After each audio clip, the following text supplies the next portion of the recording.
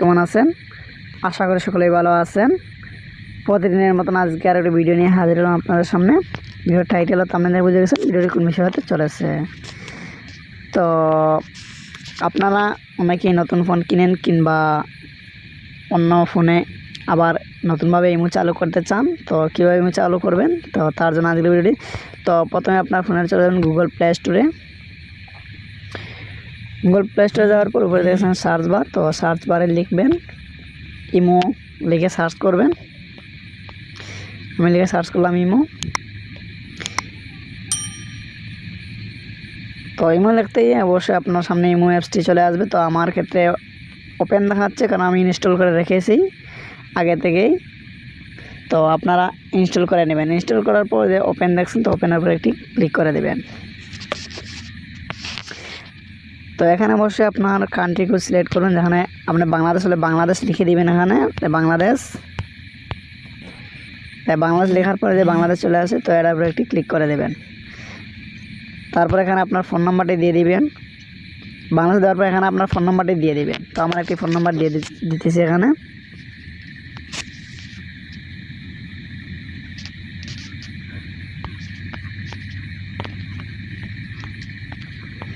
Phone number দেওয়ার পরে যে পাশে টিক চিহ্ন, তো টিক চিহ্নের উপরে একটি ক্লিক করে দেবেন। তারপর আপনি দেখুন ওকে লেখা রয়েছে, যে ওকে এর উপরে একটি ক্লিক করে দেবেন। তারপর আপনার ফোনে একটি কোড চলে আসবে, কোডটি এখানে বসিয়ে দিবেন। আমার কোডটি আমি বসিয়ে দিতেছি।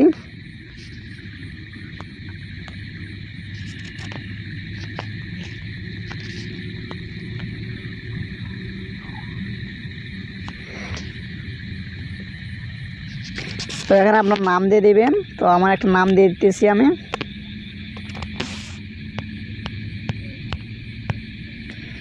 মমিন, আমার নাম মমিন দিয়ে দিলাম।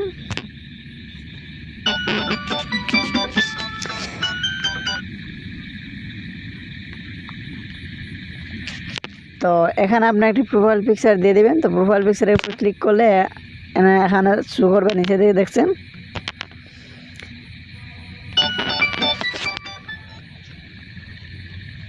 এই যে এখানে লেখা দেখছেন যে টেক ফটো, এখানে ক্লিক করলে আপনার ক্যামেরাটি ওপেন হয়ে যাবে। আর নিচে যে দেখছেন চয়েস ফ্রম অ্যালবাম, তো এটার মধ্যে ক্লিক করলে আপনার গ্যালারি ওপেন হয়ে যাবে। তো আপনি ফটো উঠিয়ে নিতে পারেন অথবা আপনার গ্যালারিতে দিয়ে দিতে পারেন। তো আমার গ্যালারি থেকে একটি ছবি দিয়ে দেবো। তো আমি চয়েস ফ্রম অ্যালবামের উপরে ক্লিক করলাম।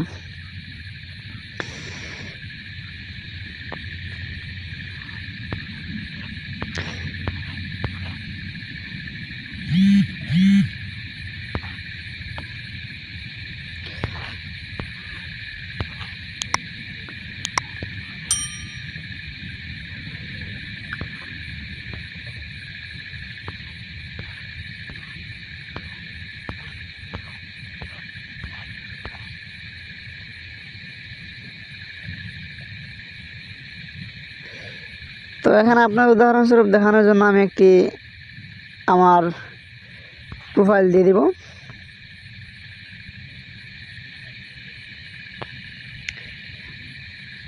এখানে আমার একটি প্রোফাইল দিয়ে দিলাম।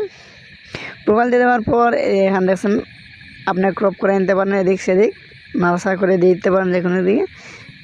প্রোফাইল দেওয়ার পর আমি এই যে টিক মার্ক দেখছেন, ওই পাশে টিক মার্ক দেখাচ্ছে, যে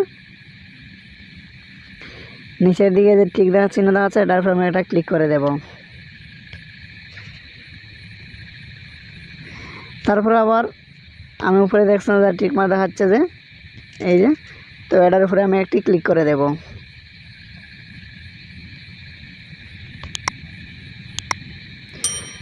তো দেখছেন আমার ইমোটি অলরেডি রেডি ক্রিয়েট করা হয়ে গেছে। দেখছেন আমার এই সিমে যতগুলা ফোন নাম্বার ছিল সবগুলাতে ইমো অ্যাড হয়ে গেছে। তো এভাবে চাইলে আপনার ইমোটি আপনি ক্রিয়েট করে নিতে পারেন। তো বুঝতে পারছেন ভিডিওটি। তো আজকের ভিডিওটি এ পর্যন্তই।